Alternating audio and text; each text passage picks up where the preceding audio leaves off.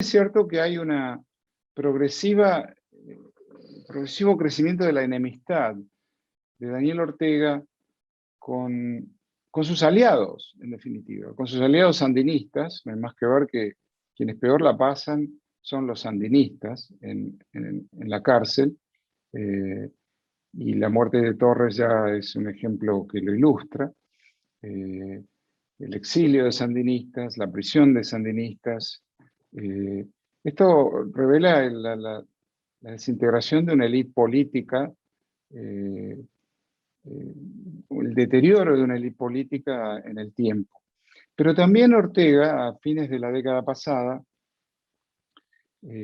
comenzó a tomar distancia de los inversores americanos, y estos comenzaron a sentirse más incómodos con sus trucos, trucos que en su momento apoyaron, los trucos de cuando logró volver a ser candidato con un decreto, una sentencia de la Corte Suprema claramente inconstitucional, por ejemplo. Y esto tuvo un momento de inflexión, yo creo, y ustedes corríjanme. El momento de inflexión fue la protesta estudiantil de 2018, y que de ahí en más se desbarrancó el gobierno, y comenzó a adoptar características eh, francamente totalitarias caribeñas, digamos, no totalitarias en estilo estalinista, sino un totalitarismo caribeño, con todo lo que ello implica. Eso precipitó la crisis. La gran pregunta que me hago es si era necesario todo eso, si no podía haber seguido con lo mismo. Se dicen muchas cosas, se habla del deterioro intelectual y físico de Daniel Ortega, que está grande, que está enfermo, que tiene un deterioro intelectual. No lo sabemos, yo no lo sé, es posible. Se habla mucho del papel de su esposa Rosario Murillo, sus viejas rencillas y resentimientos dentro de la élite sandinista, viejas deudas personales, aparentemente, de Rosario Murillo con los otros líderes revolucionarios. Y ahí está Nicaragua hoy. Quiero terminar agregando un tema que me parece fundamental. Y si bien voy a intentar no caer en ninguna teoría conspirativa, no puedo dejar de pensar en que se ha ido institucionalizando de alguna manera en América Latina, en gobiernos que se llaman de izquierda, pero bueno, en mis libros no aparecen como regímenes de izquierda, partidos de izquierda, pero que están cercanos a La Habana, y que esto lo he llamado en más de un texto mío, régimen de partido único de facto. No es solamente los trucos, no es solamente el deseo de perpetuarse, no es solamente el intento de manipular y perpetuarse, es que poco a poco se va eliminando la competencia electoral, no únicamente en Nicaragua, como hemos visto, sino que aquí hay un modelo, que es el modelo cubano de partido único. El poder no se deja, el poder nos pertenece. En Cuba es constitucional, es la Constitución de 2019, que no solamente reconoce al Partido Comunista como único partido legítimo, legal, sino que además le da estatus jerárquico superior al propio Estado cubano. En la nueva Constitución hay unos pasajes muy interesantes donde describen al partido como anterior al propio Estado, con mayor prevalencia que el Estado. Y esto se ha propagado de facto en Venezuela, donde el poder no se deja, si bien la Constitución incluye un régimen de partidos competitivos, plural y competitivos. Esto ha ocurrido en Nicaragua, donde la Constitución también contempla un sistema de partidos competitivo, plural, pero lo que ha ocurrido en esta elección, que no es la primera vez, pero viene ocurriendo cada vez de manera más pronunciada, es la definitiva terminación de un sistema electoral competitivo y la creación de un régimen de partido único de facto. También debo decir, esto está ocurriendo, tenemos que prestar atención a la próxima elección boliviana. ¿Qué es lo que va a ocurrir? en este sentido, porque en la última elección boliviana el partido oficial perdió 7 de las 8 más grandes ciudades de Bolivia. Y veremos si recurre a viejos trucos, como la elección de 2019, o si habrá competencia. En este sentido, bueno, el régimen, conversábamos el otro día, si era tiranía, dictadura o qué era, yo diría es un régimen autocrático, con una constitución que no lo contempla decididamente, pero en donde el gobierno instrumenta los mecanismos necesarios para quedarse en el poder y eliminar todo tipo de oposición y además de competencia electoral. Pero esto tenemos que pensarlo en términos de las relaciones internacionales de América Latina, donde varios países van en esa dirección y donde el modelo original es el cubano, modelo de partido único. Gracias, Héctor. Sí, de hecho, pues un autoritarismo, pero que necesita sus relaciones internacionales, porque cerrado no está. Yo he visto que ha estado participando en reuniones regionales, ¿no? El gobierno de Nicaragua. Así que eso de que cada día está más aislado, habría que ver, ¿no? Quién lo aísla y quién no. Y ahora tenemos al presidente de México y al presidente de Argentina diciéndole al presidente de Estados Unidos que tiene que invitar a las tres dictaduras para no excluir a nadie de la cumbre de las Américas, ¿no? Es decir, presidentes como el de Argentina y el de México pidiendo que los criminales, asesinos, torturadores, ¿no? Estén en la cumbre de las Américas. La cumbre de las Américas es democrática o es también para las dictaduras. Son bienvenidas las dictaduras, así las están viendo estos países, ¿no? Estos dos países que a pesar de que, bueno, uno está en Centroamérica y el otro está en Sudamérica, me gustaría que ustedes después me dijeran qué piensan de eso, ¿no? Esto de invitar y desinvitar y qué sé yo, la política exterior de Estados Unidos continúa zigzagueando, ¿no? O sea, ayer, antes de ayer, desinvitaron a Nicaragua, Venezuela y Cuba de la cumbre, cuando las 3 o 4 semanas anteriores habían estado en un rapprochement, digamos, acercándose a Cuba y acercándose a Venezuela de muchas maneras diferentes. Y antes de ayer también vuelve el Departamento de Estado a reconocer a Guaidó eh, y a invitar a Guaidó. O sea, el zigzagueo es complicado siempre. Esto de desinvitar, bueno, lo de Alberto Fernández y López Obrador, bueno, es predecible, porque es verdad, me gustó el término que usó José Luis acerca de no aislamiento, sino desconexión, desconexión con algunos y conexión con otros, ¿no? Conexión con CELAC. Y ahí está López Obrador y Fernández haciendo el trabajo de esto.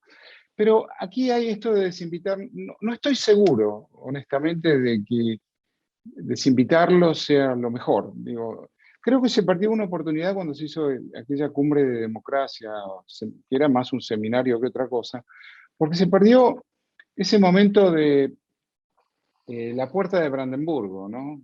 Señor Gorbachev, derribe este muro, que tuvo un valor simbólico tremendo para lo que ocurrió poquito tiempo después, que efectivamente los berlineses derribaron el muro de un lado y del otro. Entonces yo creo que se perdió en aquel momento sin duda, porque al ser un, entre comillas, seminario, era la ocasión para decir, miren, ustedes son una dictadura, ustedes no tienen Estado de Derecho, no tienen separación de poderes, sistema de partidos competitivos, ustedes tienen que cambiar, ¿no? Tienen que derribar el muro. Y ahora, bueno, es una cumbre con una temática específica, no es para discutir democracia, la temática es otra, la agenda está establecida. No sé, honestamente, si ahora cabe. En aquel momento yo fui me opuse mucho a no invitarlos, para que escuchen al resto. Ahora no estoy seguro, pero tal vez sí sea lo más adecuado no invitarlos porque la temática es otra. En fin, a ver, eh, pensemos, en fin, qué hace Naciones Unidas con Rusia, qué ha hecho Naciones Unidas, que ha hecho mucho en realidad, mucho más de lo que esperábamos. Claro, Rusia está en el Consejo de Seguridad y veta, pero el embajador ucraniano de manera muy creativa dijo que Rusia no es heredero de la Unión Soviética, que era quien tenía el asiento legítimo en el Consejo de Seguridad, lo cual es muy inteligente, ¿no? Si lo pensamos. Pero sabemos que Rusia es el heredero político porque, bueno, porque Moscú es Rusia y Moscú era la capital de la Unión Soviética. Entonces eso va a continuar. Pero luego Naciones Unidas expulsó, suspendió más bien, a Rusia del Consejo de Derechos Humanos en Asamblea General con un voto contundente. Y realmente a mí al menos me sorprendió. Entonces, bueno, pensemos esto en términos generales, en términos de funcionamiento del sistema internacional. Sí, el balancín puede cambiar, José Luis, efectivamente. Bueno, ¿cómo pensamos un mundo donde la correlación de fuerzas entre, no, ya no es la de los 90, donde el mundo creíamos, pensábamos, y algunos estaban seguros que el mundo iba hacia la libertad y el mercado, y más o menos, hacia el mercado fue, pero no hacia la libertad, digamos, ¿no? Porque además todos estos regímenes son capitalistas. Eh, y China también es un capitalismo de Estado, no, ni siquiera capitalismo de partido único. Y ese también es el modelo. La OEA, digo, la Secretaría General, sí, es fiel, trata por todos los medios de ser fiel a sus mandatos, a sus compromisos institucionales, que son la Carta de la OEA, la Carta Democrática Interamericana, etcétera. Pero sí, si mañana cambia el balancín en cuestión y CELAC tiene mayoría de estados con representación en la OEA, bueno, no va a ser divertido. Definitivamente no va a ser divertido para todos los principios que estamos acá conversando y compartiendo. Y sí, es importante estar alertas y es importante continuar trabajando para que ello no ocurra. Gracias. Primero retomo una cosa que acaba de decir Héctor, que me parece muy interesante. Honestamente, a mí no me había pasado por la mente, y es efectivamente la decisión o el uso que Estados Unidos dio a la cumbre, a la llamada cumbre de la democracia, ¿no? Es esa idea de, digo el uso, porque le podía haber dado otro, como tú bien dices, ¿no? Y le dio el uso de dibujar una especie de línea en la arena, ¿no? De qué lado estamos. Y a raíz de eso a mí me vienen varias ideas. La primera es que probablemente no solo por la temática, sino sobre todo, porque por temática yo creo que, sobre todo si el tema migratorio, por ejemplo, tiene un espacio protagónico, pues habría muchísimas razones para invitar a Venezuela, habría muchísimas razones para invitar a Nicaragua. Son lugares de expulsión, ¿no? Ahora mismo de enormes oleadas migratorias. Pero yo creo que sobre todo podría entender que no se invite. Va a ser difícil decidir, no me gustaría estar en esos zapatos a quién se invita y a quién no, dónde poner la línea roja, sobre todo porque tiene connotaciones institucionales, ¿no? De nuevo, es decir, que te reafirman en tus principios o que te exponen hasta qué punto los relativizas.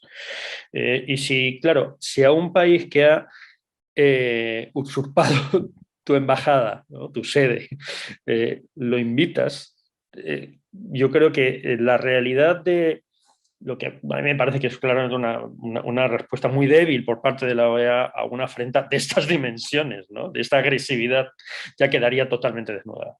Entonces, me parece que probablemente la cumbre, pedir a la Cumbre de las Américas que sea el espacio para tener las conversaciones pendientes, y que ya eran difíciles hace 10 años, que ahora lo son más todavía, probablemente no sea el lugar. Pero en realidad en lo que dices está una pregunta que creo que es más importante todavía, y es ¿cuáles son los espacios?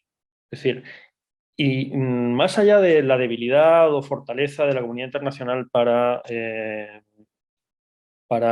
tener un impacto positivo en países como Nicaragua. Insisto, yo no puedo evitarlo, cada vez que digo Nicaragua, en el fondo estoy pensando en otros también. Está el dónde sucede. O sea, ¿dónde sucede eso? O sea, nuestra capacidad o incapacidad para construir espacios de incidencia. No digo que tengamos que multiplicar, ¿no? Pero ¿dónde sucede? ¿Con qué personas en una mesa? ¿Con qué personas, aunque sea en una mesa que los periodistas tratemos o sea, que nos escondan al público, pero ¿dónde sucede la negociación política que puede afectar una realidad política? Y en ese sentido yo creo que la debilidad viene también de una falta de creatividad, de una falta de audacia durante mucho tiempo, que hemos arrastrado durante mucho tiempo para terminar de encontrar formas de hacer diplomacia que sean efectivas. Y en realidad lo que sucede, y quizá lo que está pasando tras la invasión de Ucrania nos alumbrará, si es que tiene un final relativamente feliz, en el sentido de que no sea absolutamente trágico, porque ya es trágico, sin duda, ¿no? Estamos hablando de una guerra con cientos, con miles de muertos.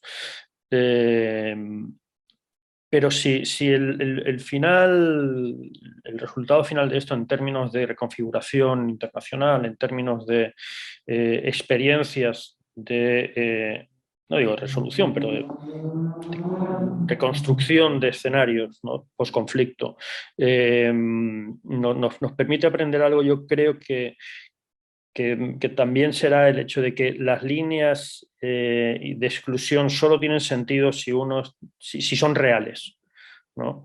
Si son nominales, pero no hay capacidad, deseo real para, volviendo a ese juego del aislamiento, ¿no? Para que la exclusión del concierto internacional tenga un efecto real. En realidad estamos debilitando nuestras propias herramientas, ¿no? Y entonces se debilitan las mesas y se debilita el valor de que te excluyan de una mesa.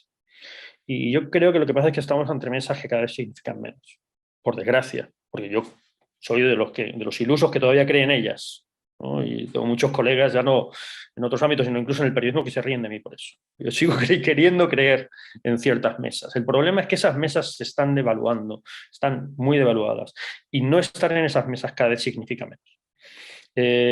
Y eso tenemos que hablarlo en cuanto a la cumbre, en cuanto a otros encuentros, en cuanto a la articulación de los organismos multilaterales y el significado que tienen y cómo se opera en y desde ellos, pero también en cuanto a qué otros espacios de acción política internacional generamos, estables o coyunturales o circunstanciales, pero qué otros espacios de acción política encontramos. ¿Y hacia dónde vamos? Yo, como soy en eso un poco utópico, tiendo a pensar que, y se lo repito a mis compatriotas, y pongo las comillas porque todos sabéis que no nací en El Salvador, pero mis compatriotas salvadoreños, yo pienso que al final los canallas pierden. El problema es todo lo que tardan en perder y todo lo que se llevan por delante. Pero al final yo creo que la capacidad que tenga la comunidad internacional, entendida aquí ya no solo como los estados, sino como múltiples espacios, ya hablo del periodismo regional o internacional, para seguir fortaleciendo y acuerpando al floreciente periodismo nicaragüense, ¿no? Que esté floreciendo en el exilio. Yo soy de los que reivindica y aplaude una nueva era dorada del periodismo nicaragüense, aunque sea desde el exilio, y yo creo que va a ser clave para el futuro democrático de Nicaragua cuando llegue, ¿no? Pero yo creo que, por eso digo, no solo cuando digo comunidad internacional me refiero a los estados, pero la capacidad que tengamos para articular, para fortalecer sobre todo a Nicaragua, las nicaragüenses, sus diferentes espacios, sus diferentes articulaciones, no me refiero solo al Estado, va a ser, creo, un factor clave para que esto dure más o menos. Porque en estos momentos creo que todos sabemos, aceptémoslo, que el cambio vendrá desde Nicaragua o no vendrá.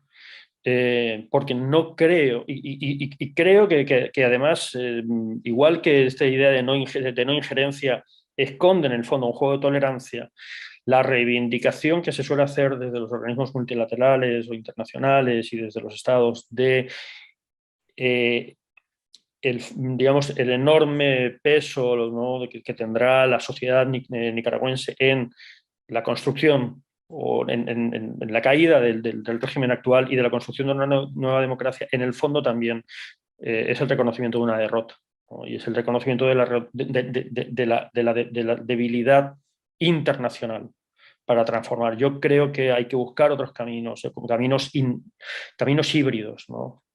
Para seguir fortaleciendo la transformación, que por desgracia en estos momentos no creo que vaya a venir desde la presión internacional, aunque creo que hay que discutir mucho más sobre la calidad y la profundidad y la coherencia o no de la presión internacional, que yo creo que está siendo profundamente incoherente, profundamente distraída, ¿no? Yo creo que la comunidad internacional, sea lo que sea, tiene un déficit de atención flagrante, ¿no? Y eso lo sufre Nicaragua y lo sufrimos muchos países en estos momentos. Dixia, tú como la única nicaragüense del panel, te dejo a los tres invitados nuestros para que hagas la pregunta que quieras a cualquiera de ellos. Adelante. Muchas gracias, Tamara. La verdad es que los tres son provocadores, pero tengo dos preguntas. La primera es para don Santiago. ¿Cuál es la consecuencia de denunciar la Carta de la OEA en términos reales? Porque la expectativa era de que al menos haya un cierre de recursos al régimen para disminuir su capacidad de acción, pero pareciera ser que no va por ahí. Entonces es más moralizante. Tiene que ver aquí el tema de que los estados asuman un papel a título más bilateral. ¿De qué estamos hablando? ¿Qué es lo que deberíamos esperar? Y a José Luis, vos realmente creo que estás poniendo el dedo en la llaga, porque al final lo que queda en evidencia es que aquí estamos frente a buena voluntad y falta de coerción. Entonces, al final, ¿a quién le toca ejercer la coerción? ¿Existe esa posibilidad? ¿Y cuál es el rol, o sea, de los estados? Pues porque al final hablamos de buena voluntad, hablamos de diplomacia, pero buena voluntad ¿con quién? O sea, porque tenés 328 personas asesinadas, tuviste más de 1000 personas arrestadas, hoy 180 personas presas, 3 personas que han muerto en manos de la policía. Tenés 4% de la población nicaragüense saliendo por frontera para encontrar un futuro de esperanza. Y bueno, y al final lo vemos también con Ucrania. Estamos viendo el asesinato abierto y bueno, lo expulsan del Consejo de Derechos Humanos de Naciones Unidas. ¿Qué cambia eso en la realidad? O sea, ¿cómo le relatamos a la gente que tiene sus esperanzas en la diplomacia y en hacer una acción cívica, que pareciera ser que en lo cívico no hay como muchos instrumentos que le acompañen en su lucha? Comienzo yo. Bueno, gracias por la pregunta. A ver, yo creo que un poco vos preguntabas qué impacto tiene, dijiste, la suspensión, pero en realidad no, creo que hacías más referencia a la denuncia. A ver, pero en definitiva, yo creo que voy a tomar lo que dijo el que mejor titulares tiró durante este panel, fue José Luis. Entre uno de los titulares, como buen periodista, digamos, entre uno de los titulares fue el de que existe una tolerancia al debilitamiento de los compromisos democráticos.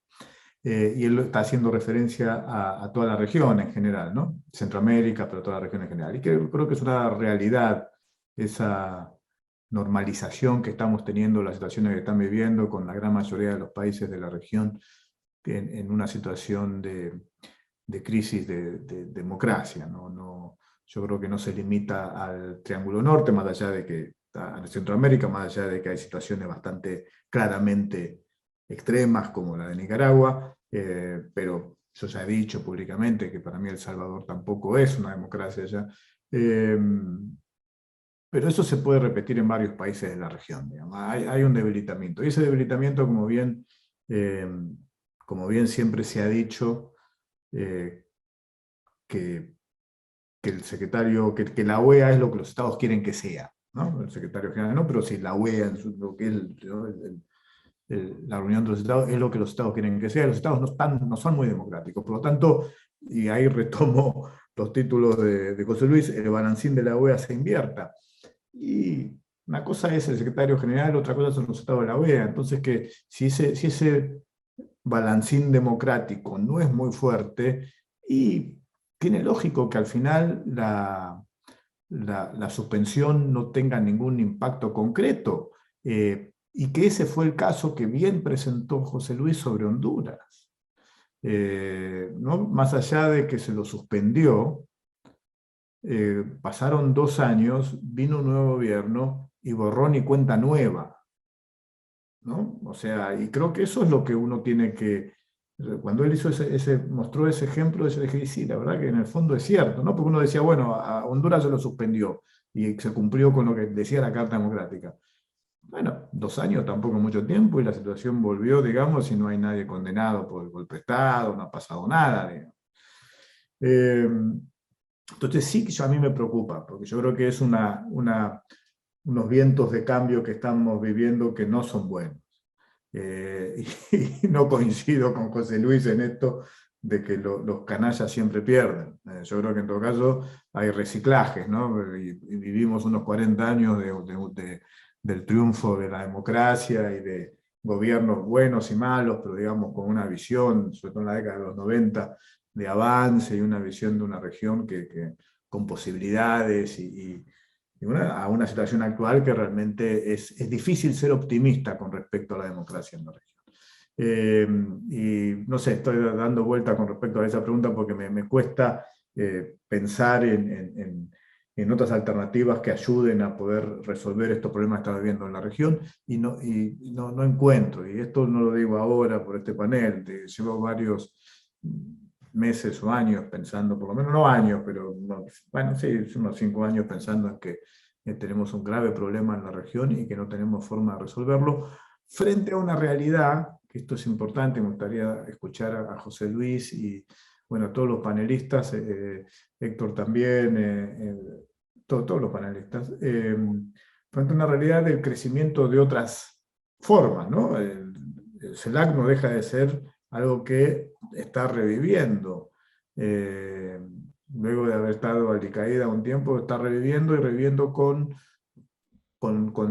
también con un apoyo por ahora simbólico, pero no sabemos cómo será mañana, de China, ¿no? Entonces, hay unos cambios profundos, casi tectónicos, diría yo, que estamos viviendo en la región, que no soy muy optimista del camino que estamos yendo. O sea, mezclé un poco las 2 preguntas de Tamara, pero quería aprovecharlo. Gracias.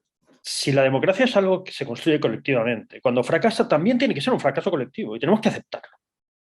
No digo que todos tenemos el mismo nivel de responsabilidad, pero lo asumimos o en realidad somos cómplices de este juego de tolerancias, ¿no? y de salidas fáciles, ¿no?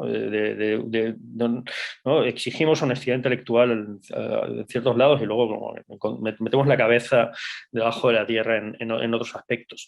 Y uno de los actores que creo que tiene una enorme responsabilidad del caso nicaragüense es evidente, pero ojo, porque no estamos hablando de una realidad solo nacional, es la del sector privado, ¿no? Y claro, es fascinante cómo cuando hablamos del sector privado, en el caso nicaragüense, hablamos del sector privado nicaragüense. Perdón, no existe solo el sector privado nicaragüense. Llevamos años, y yo sigo hablando desde la realidad centroamericana porque me parece más manejable a escala, pero podemos llevarlo efectivamente al maravilloso y próspero capitalismo de Estado chino, ¿no?